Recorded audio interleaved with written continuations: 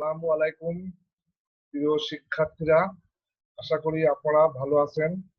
আমাদের সঙ্গে অনলাইন ক্লাসে আছেন।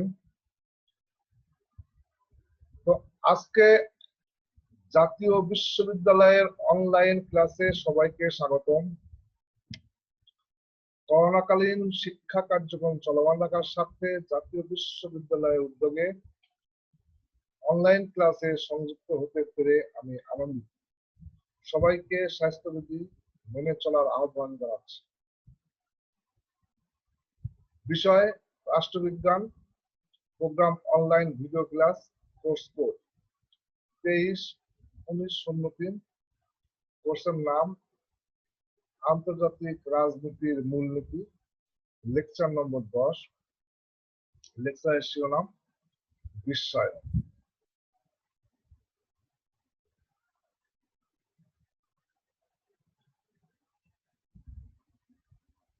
আমরা মূল ক্লাস যাওয়ার পূর্বে আমি আমার পরিচয় দিচ্ছি।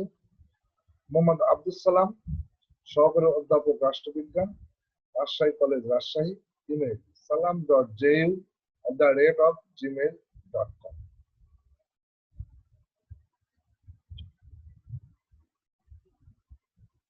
আমরা অনার্স তৃতীয় বর্ষের আন্তর্জাতিক রাজনীতির মূলনীতি বিষয়ে আলোচনা করছি। আমাদের আজকে আলোচনার শিরোনাম বিশ্বায়ন ও নয়া আন্তর্জাতিক অর্থনৈতিক ব্যবস্থা। প্রিয় বিদ্যার্থীরা, আজকে আলোচনা থেকে আপনারা বিশ্বায়ন ও নয়া আন্তর্জাতিক অর্থনৈতিক ব্যবস্থা সম্পর্কে বলতে পারবেন।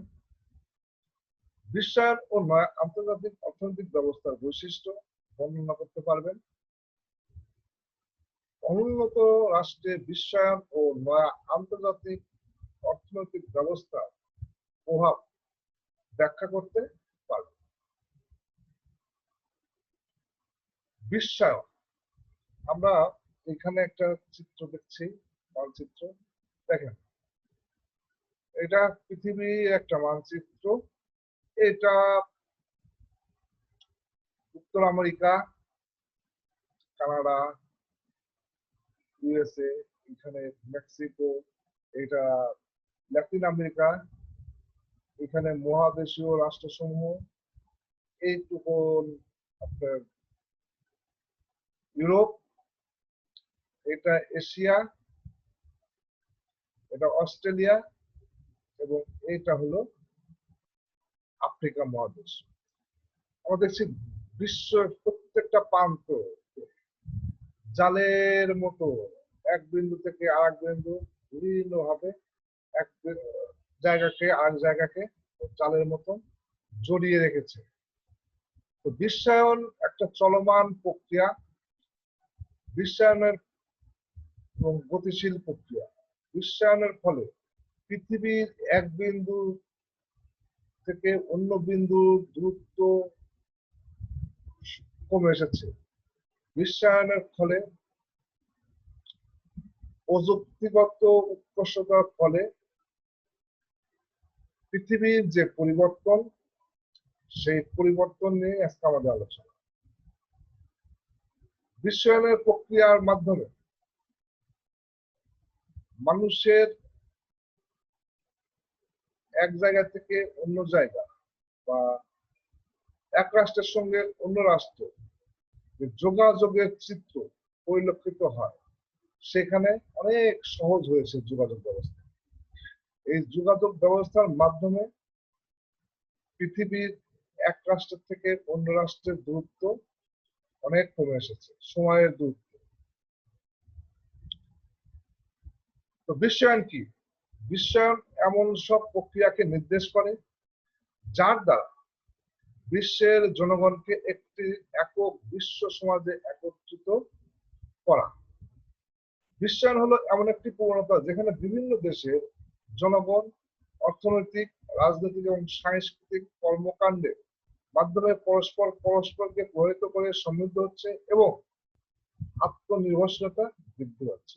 অপরদিকে কথায় বিশ্বায়ন হলো স্থানীয় বিষয়ের সার্বজনীকরণ এবং সার্বজনীন বিষয়ের স্থানীয়করণ।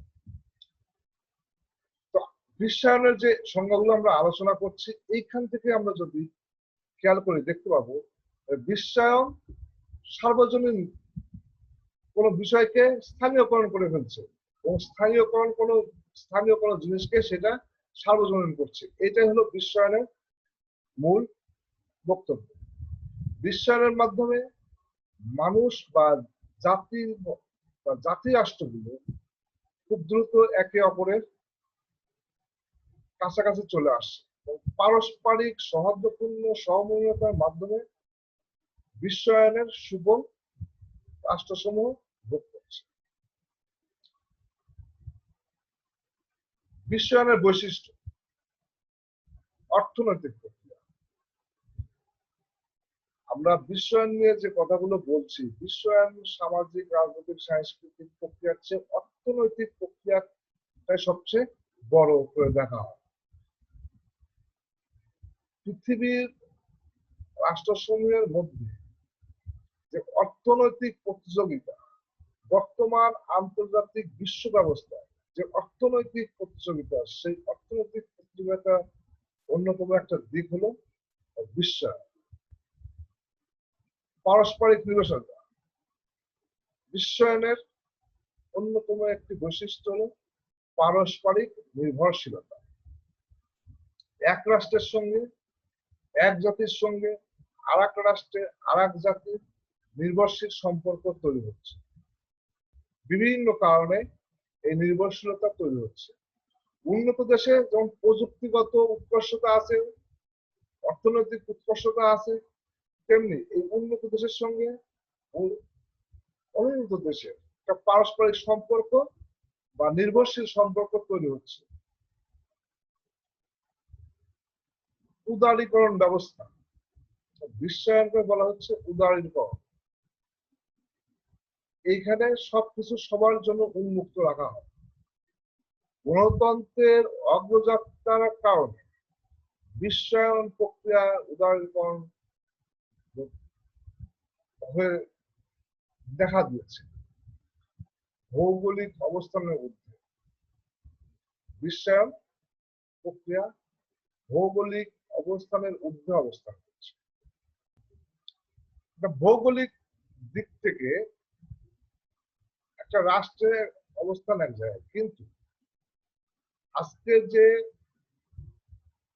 বিশ্বায়নের ফলে, প্রযুক্তিগত উন্নয়নের ফলে বিশ্বের এক প্রান্ত থেকে অপর প্রান্তের সময়ের দূরত্ব কমে আসার কারণে ভৌগোলিক অবস্থান এখানে সেইভাবে প্রভাব ফেলে না।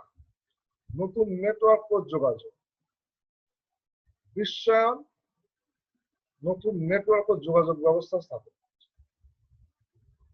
আজকে আমরা যদি দেখি যে কানেক্টিভিটি, যে জাতির কানেক্টিভিটি যত বেশি, সেই জাতি তত উৎকর্ষতা সাধন করছে। ব্যক্তি জীবনেও যদি আমরা দেখি, যে মানুষের যোগাযোগ কানেক্টিভিটি বেশি, সেই মানুষ নিজেকে বেশি তথ্য সমৃদ্ধ করছে এবং তার কাছেই মানুষ বিভিন্ন তথ্যের জন্য আসে। সংস্কারমূলক, সামাজিক, অর্থনৈতিক, রাজনৈতিক সংস্কার সব সময় সব অবস্থায় চলমান। তো বিশ্বায়নের অন্যতম বৈশিষ্ট্য হচ্ছে সংস্কার। নতুন যা কিছু আসছে, যা কিছু পজিটিভ, সেই কিছু সব কিছু বিশ্বায়ন ধারণ করছে। বিশ্বায়নের ফলে কারণসমূহ, বিশ্বায়নের কারণসমূহ আমরা আলোচনা করব। প্রযুক্তির বিকাশ। আসলে বিশ্বায়ন একটা গতিশীল প্রক্রিয়া। দ্বিতীয় বিশ্বযুদ্ধের আগে এবং দ্বিতীয় বিশ্বযুদ্ধের পর থেকে পৃথিবীতে যে প্রযুক্তিগত উৎকর্ষতা লাভ করে, তার ফলে কিন্তু এখন আলোচনার বিষয় হয়ে দাঁড়িয়েছে বিশ্বায়ন। 1980-র দশকে ইন্টারনেট আসার কারণে যে প্রযুক্তিগত বিকাশ জাতিসমূহের মধ্যে দ্রুত হচ্ছে। বহুজাতিক কোম্পানি বিশ্বায়নের ফলে বহুজাতিক কোম্পানি বিশ্বায়নকে ত্বরান্বিত করছে। একটা বড় কোম্পানি যখন অন্য কোনো দেশে আসে, সেই দেশে তার পণ্য উৎপাদন করছে, পণ্য আবার অন্য জায়গায় বিক্রি করছে। একটা বহুজাতিক কোম্পানি, ধরেন যে আমেরিকান একটা কোম্পানি আমাদের দেশে বিনিয়োগ করছে, সেই বিনিয়োগের মাধ্যমে আমাদের যে যোগাযোগ স্থাপন হচ্ছে কোম্পানিগুলোর মাধ্যমে, যার কারণে বিশ্বায়ন ত্বরান্বিত হচ্ছে। সমাজতন্ত্রের দুর্বলতা,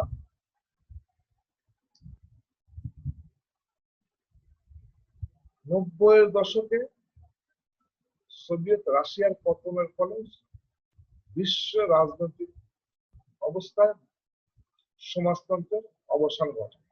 এই সমাজতন্ত্রের দুর্বলতা দিয়ে বিশ্বায়ন প্রক্রিয়া দ্রুত ত্বরান্বিত হচ্ছে।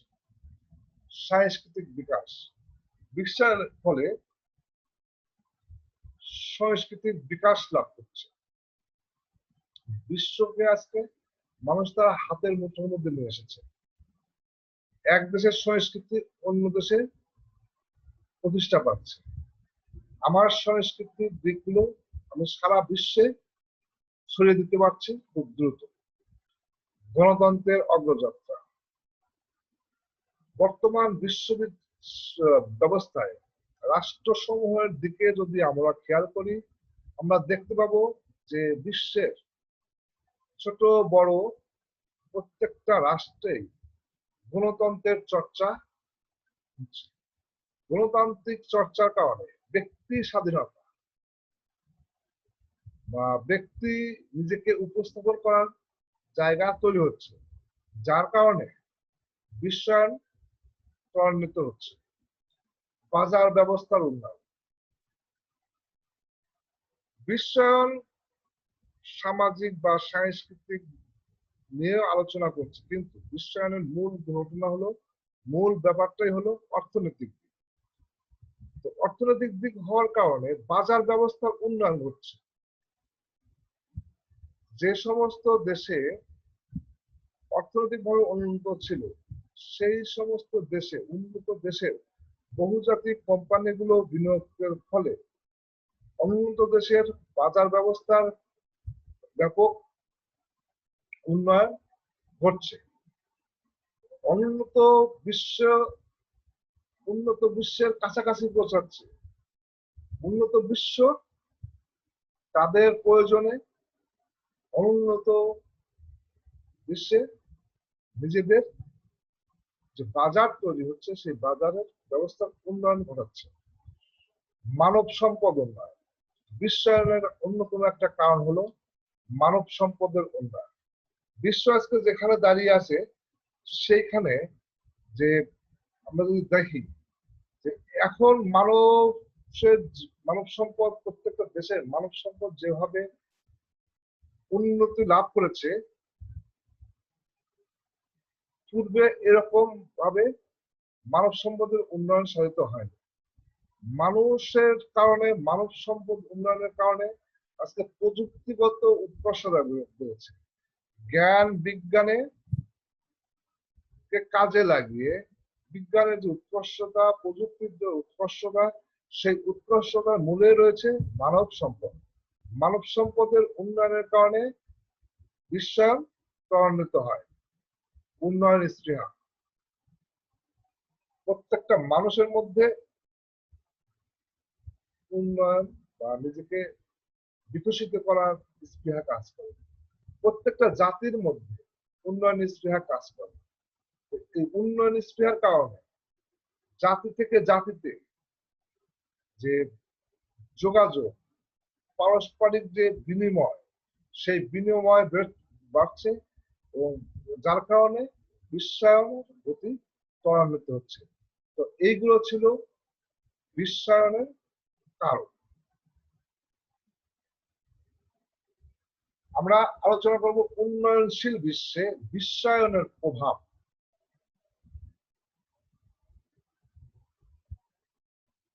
তৃতীয় বিশ্বের যে রাষ্ট্রগুলো আছে সেইখানে বিশ্বায়ন কিভাবে প্রভাব বিস্তার করছে সেইগুলো হচ্ছে বিশ্বায়নের প্রভাব উন্নয়নশীল রাষ্ট্র। অর্থনৈতিক প্রভাব,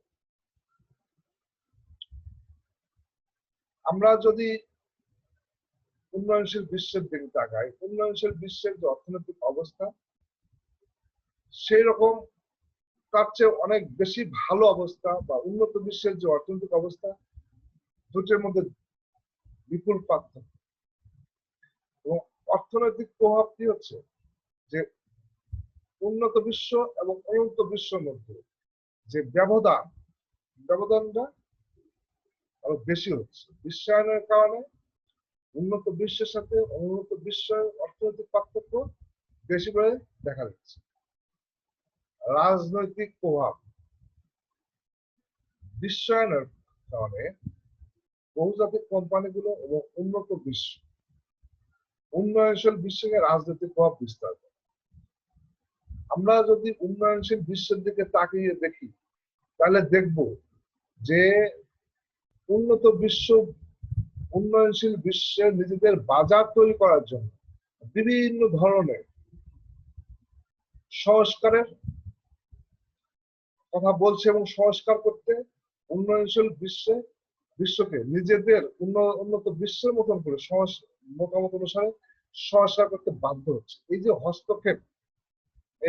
হস্তক্ষেপ বিশ্বায়নের কারণে উন্নত বিশ্ব উন্নয়নশীল বিশ্বে অহরহ প্রভাব ফেলছে। বিশ্বায়ন ও শিক্ষা, বিশ্বায়নের ফলে পৃথিবীর এক প্রান্ত থেকে অপর প্রান্তের যে দূরত্ব সেটা কমে আসার কারণে শিক্ষা ব্যবস্থা বা শিক্ষা ক্ষেত্রেও বিশ্বায়নের ব্যাপক প্রভাব লক্ষ্য করা যায়। উন্নয়নশীল দেশে যে ধরনের শিক্ষা আছে সেই শিক্ষা উন্নত দেশের শিক্ষার প্রভাব লক্ষ্য করা যায়। এটা বিশ্বায়নের ফলেই এই প্রভাবটা দেখা যায়। বিশ্বায়ন ও প্রযুক্তি, বর্তমান বিশ্ব প্রযুক্তি দ্বারা নিয়ন্ত্রিত হচ্ছে। যে দেশে যত প্রযুক্তি আছে সেই প্রযুক্তি দ্বারা সেই দেশ নিজেকে বিকশিত করছে এবং নিজের অবস্থানকে শক্তিশালী করছে। তো বিশ্বায়নের কারণে প্রযুক্তি এক দেশ থেকে আরেক দেশে খুব সহজেই প্রভাবিত হচ্ছে। প্রযুক্তির এই লেনদেনের কারণে যে দেশে দরিদ্র বা উন্নয়নশীল বিশ্বে উন্নত প্রযুক্তির প্রভাব পড়ছে। আজকে আমরা যে টেলিযোগাযোগ ব্যবস্থার কথা বলছি, যে উন্নয়নশীল বিশ্বে টেলিযোগাযোগের যে প্রভাব, এই প্রভাবের কারণে উন্নয়নশীল বিশ্ব উন্নত বিশ্বের কাছাকাছি আসছে।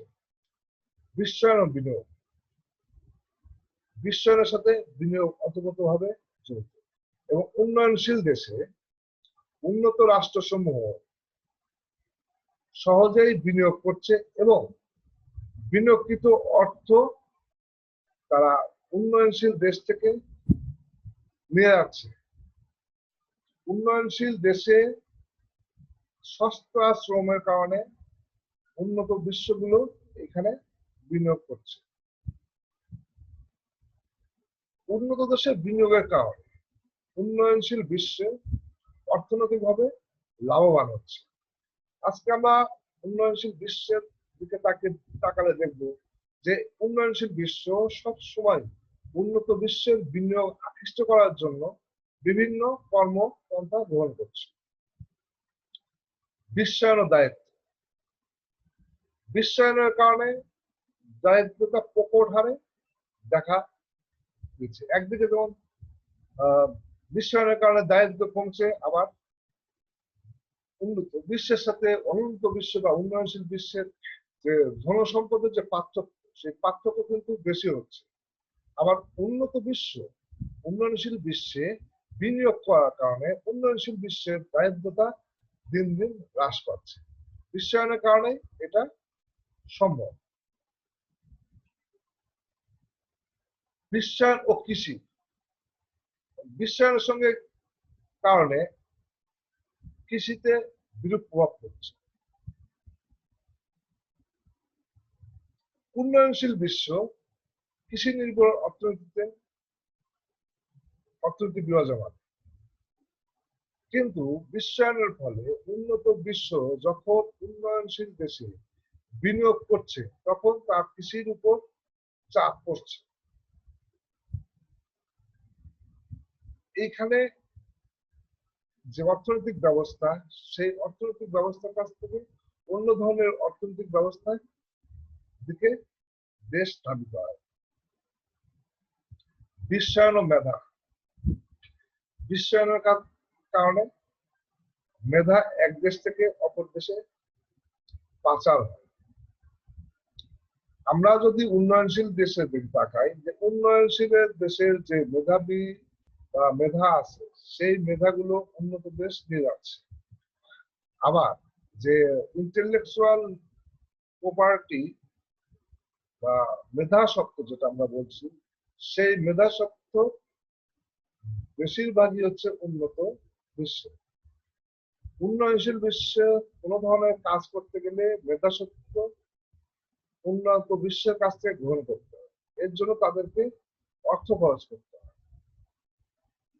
বিশ্বায়ন ও সংস্কৃতি, উন্নয়নশীল বিশ্বে বিশ্বায়ন সংস্কৃতির উপর বিরূপ প্রভাব ফেলছে। প্রযুক্তিগত উৎকর্ষতা এবং অর্থনৈতিকভাবে শক্তিশালী হওয়ার কারণে উন্নত বিশ্বের সংস্কৃতি উন্নয়নশীল বিশ্বে চলে আসছে, যার প্রভাবে উন্নয়নশীল বিশ্বের সংস্কৃতি দিন দিন লোপ পাচ্ছে এবং উন্নত বিশ্বের সংস্কৃতি সেই জায়গা দখল করে নিচ্ছে।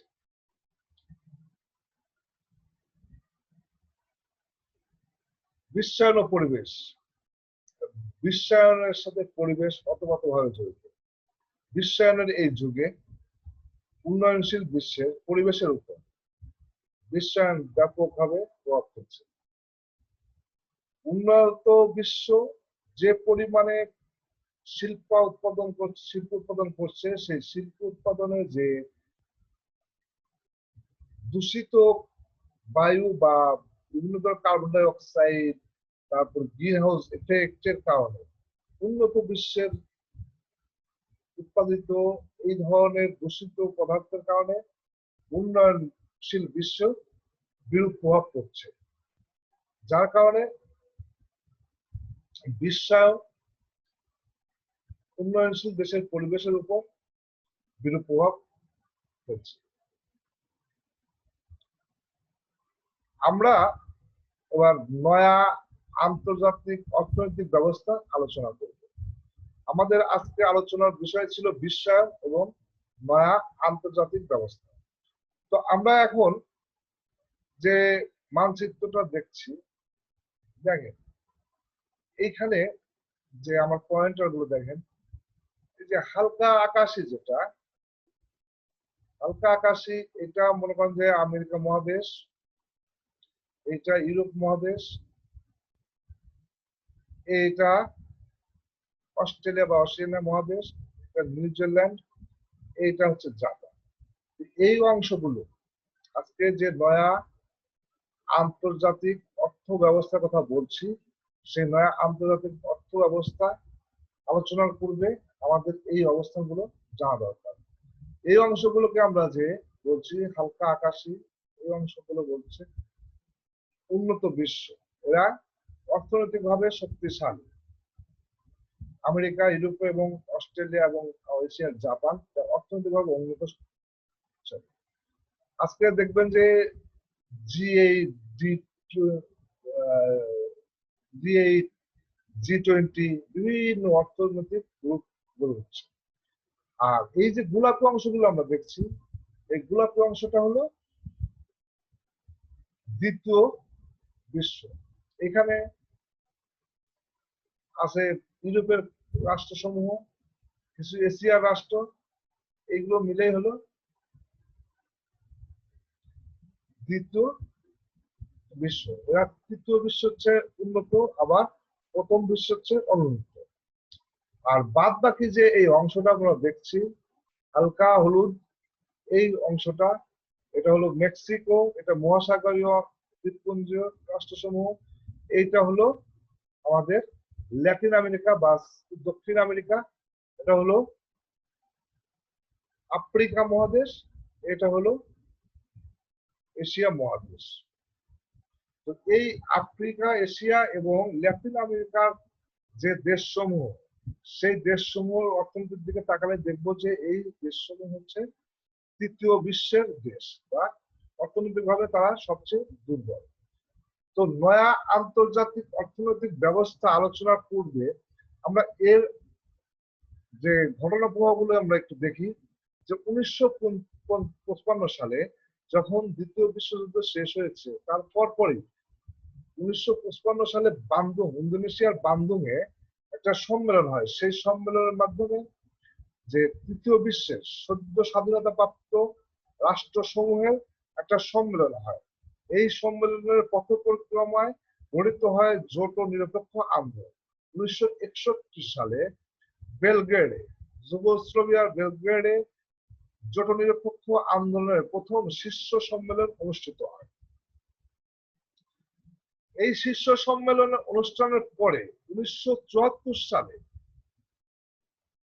জাতীয় সংঘের অধিবেশনে, সাধারণ অধিবেশনে জোট নিরপেক্ষ আন্দোলনের তখনকার চেয়ারম্যান, আলজিয়ার্সের প্রেসিডেন্ট, তৃতীয় বিশ্বের অর্থনৈতিক মুক্তির জন্য একটা প্রস্তাব উপস্থাপন হয়। তখন থেকে বিশ্বের রাজনীতিতে বা বিশ্ব ব্যবস্থায় নতুনভাবে সংযুক্ত হয় নয়া আন্তর্জাতিক অর্থনৈতিক ব্যবস্থা। বর্তমান বিশ্বে এই তৃতীয় বিশ্বের রাষ্ট্রগুলো প্রথম বিশ্ব এবং দ্বিতীয় বিশ্বের কে মোকাবেলার মাধ্যমে, তাদের সাথে সহযোগিতার মাধ্যমে, নিজেদের অবস্থান করে নেওয়ার মাধ্যমে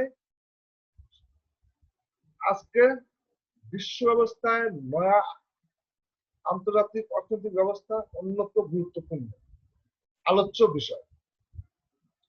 তৃতীয় বিশ্বের যে দেশগুলো, সেই দেশগুলোর দিকে যদি আমরা তাকাই, আমরা দেখবো যে তৃতীয় বিশ্বের দেশগুলো কৃষি নির্ভর অর্থনীতি, এদের দারিদ্র, ক্ষুধা পীড়িত অঞ্চল, শিক্ষার হার কম, প্রযুক্তি জ্ঞানের অভাব, বিভিন্ন কারণে শিল্প উন্নত নয়, যার কারণে তৃতীয় বিশ্ব রাষ্ট্রগুলো অর্থনৈতিক ভাবে দুর্বল।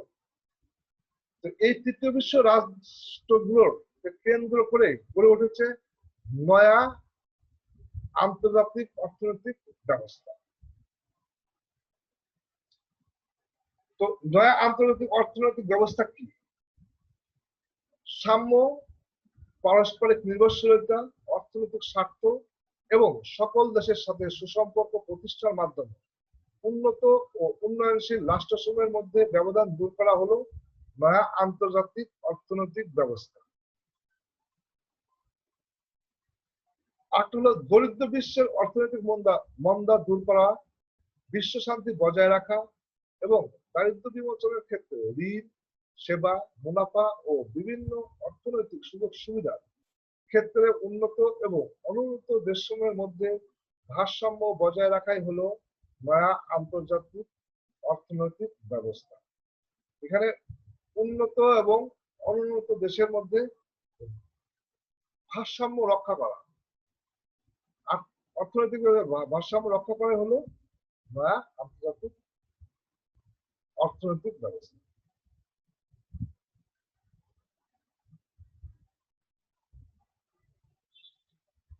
নয়া আন্তর্জাতিক অর্থনৈতিক ব্যবস্থার বৈশিষ্ট্য নিয়ে আমরা আলোচনা করছি। রাষ্ট্রের সার্বভৌম নিয়ন্ত্রণ বজায় রাখা।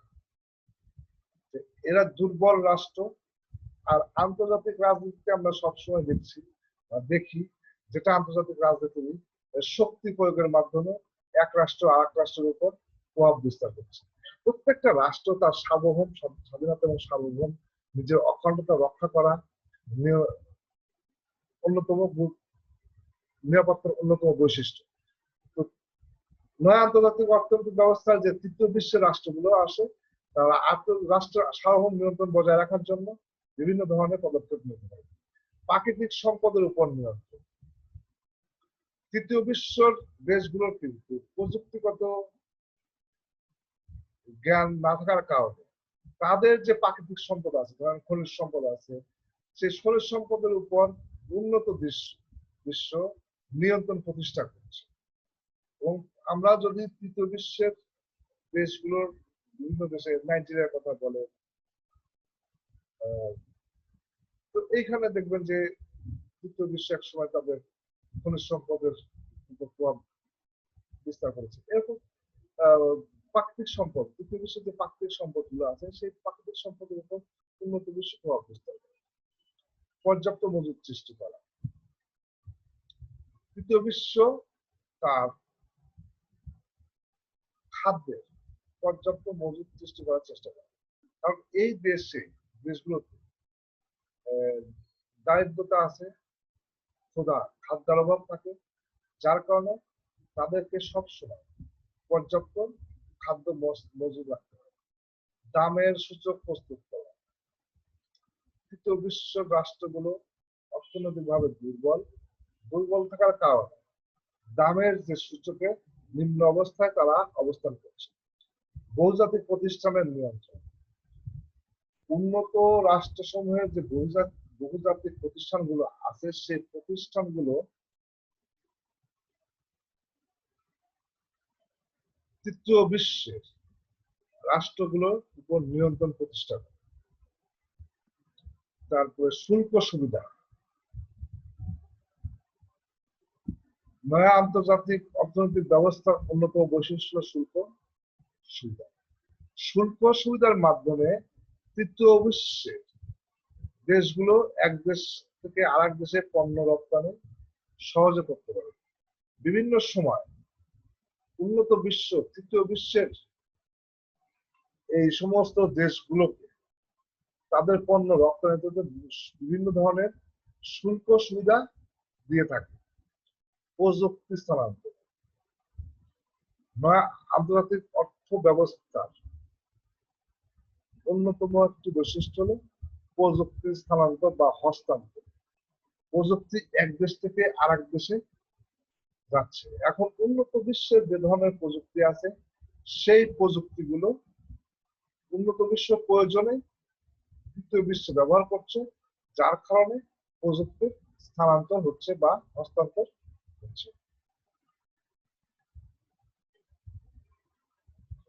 নয়া আন্তর্জাতিক অর্থনৈতিক ব্যবস্থা ও অনুন্নত রাষ্ট্রসমূহের সমস্যা।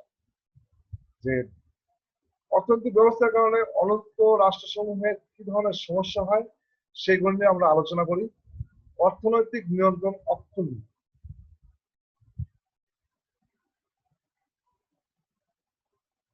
যেমন অর্থনৈতিক ভাবে শক্তিশালী রাষ্ট্রসমূহ এই অনুন্নত রাষ্ট্রের উপর বিভিন্ন সময় অর্থনৈতিক নিয়ন্ত্রণ চাপিয়ে দেয়। তাদের প্রয়োজনে বিভিন্ন ধরনের সংস্কারের কথা তারা অনুন্নত রাষ্ট্রের উপর চাপিয়ে দেয়। পারস্পরিক সমঝোতার অভাব। দুর্বল এবং এক পক্ষ দুর্বল আর এক পক্ষ সবল। এই সবল হওয়ার কারণে পারস্পরিক যে সমঝোতা, সেই সমঝোতার অভাব লক্ষ্য করা যায়। সুদৃঢ় পররাষ্ট্রনীতির অভাব। তৃতীয় বিশ্বের রাষ্ট্রগুলো অর্থনৈতিকভাবে দুর্বল হওয়ার কারণে, তাদের অবকাঠামোগত দুর্বলতার কারণে, তাদের সামরিক শক্তির অভাবে তারা সঠিকভাবে তাদের পররাষ্ট্রনীতিকে ব্যবহার করতে পারে। পররাষ্ট্রনীতির মাধ্যমে একটা রাষ্ট্র তার বাহ্যিক নীতিকে বহির্বিশ্বে কার্যকর করে। নিজের দেশের পররাষ্ট্রনীতি সঠিকভাবে কার্যকর করার না অন্যতম কারণ হলো এই নয়া অর্থনৈতিক ব্যবস্থা। অভ্যন্তরীণ সংকট, তৃতীয় বিশ্বের রাষ্ট্রগুলোতে অভ্যন্তরীণ সংকট লক্ষ্য করা যায়।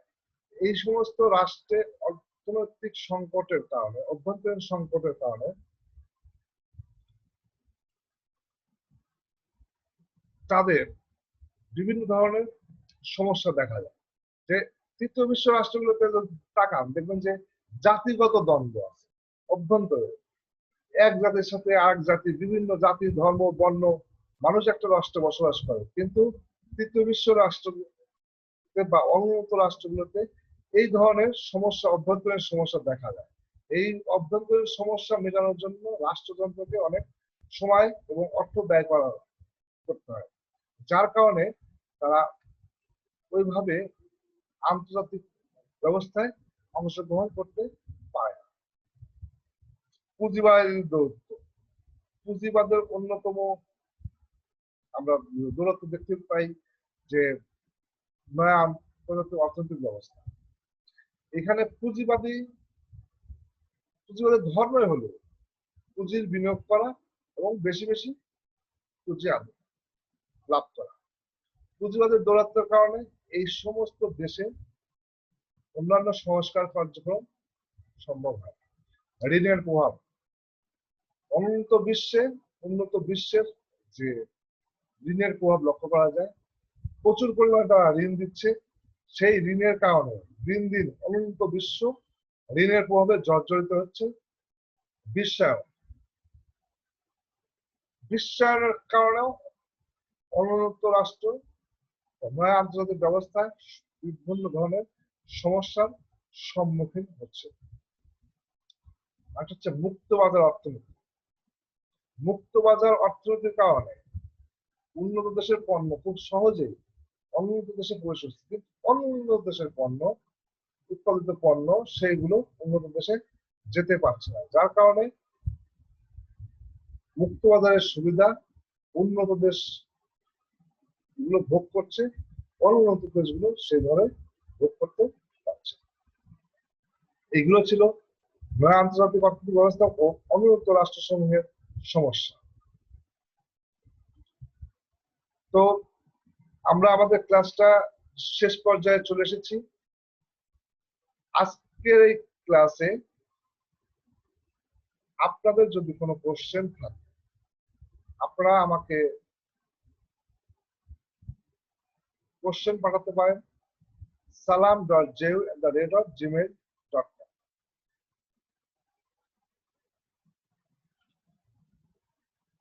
তো দীর্ঘক্ষণ মনোযোগ সহকারে বিশ্বায়ন এবং নয়া আন্তর্জাতিক অর্থনৈতিক ব্যবস্থা নিয়ে আলোচনা শোনার জন্য আপনাদেরকে ধন্যবাদ জানিয়ে এবং সুস্বাস্থ্য কামনা করে আমি আমার ক্লাস এখানে সমাপ্ত করছি। আল্লাহ হাফেজ।